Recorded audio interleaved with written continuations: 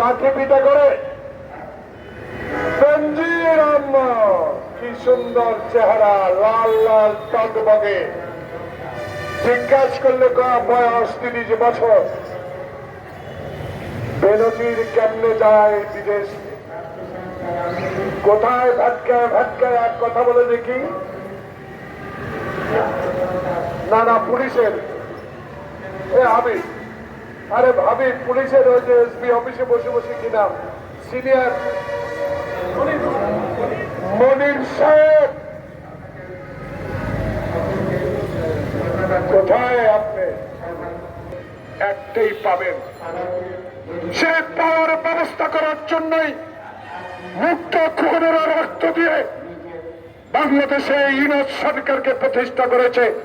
ইউনূস সরকার জাতিসংঘের মহাসচিবকে নিয়ে আপনি আজকে গিয়েছেন, এই জাতিসংঘের মহাসচিবকে বলে দিবেন শেখ হাসিনা এই রোহিঙ্গাকে নিয়ে রাজনীতি করে টাকা কামিয়েছে। টাকা মন খুলে আজকে মহাসচিব মহকে বলে দিবেন তারেক রহমান খালেদা জিয়ার হারাবার কিছু নাই। হাবিব হাসান সাহেব, আপনাদের হারাবার কিছু নাই, আমার তো কিছুই নাই। সব পেয়েছি কার থেকে? জিয়ার ধানের শীষের আদর্শ থেকে।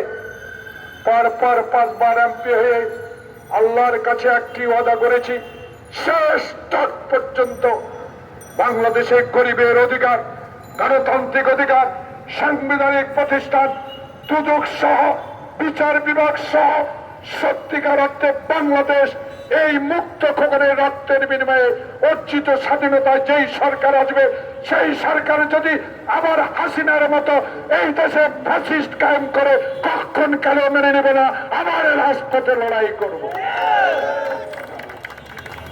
হারাবার কিছুই নাই। 52 ভাষা আন্দোলনের সালাম কিছু পেয়েছে, কিছুই পায় নাই।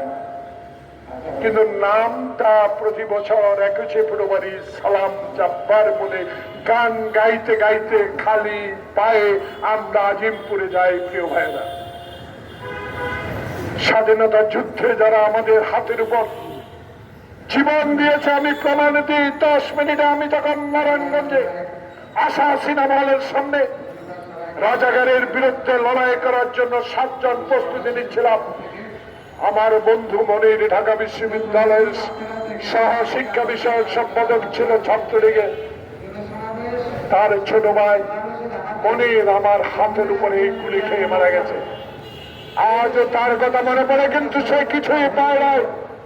স্বাধীনতা দিয়ে গিয়েছিল, সেই স্বাধীনতা হাসিনার বাবা গণতন্ত্র হত্যা করে রক্ষা করতে পারে নাই, একদল কায়েম করে রক্ষা করতে পারে নাই। তাই শেখ হাসিনা আপনি কি করে এলেন? আমার পুলিশ বাহিনীকে দ্বিধা বিভক্ত করে গেলেন।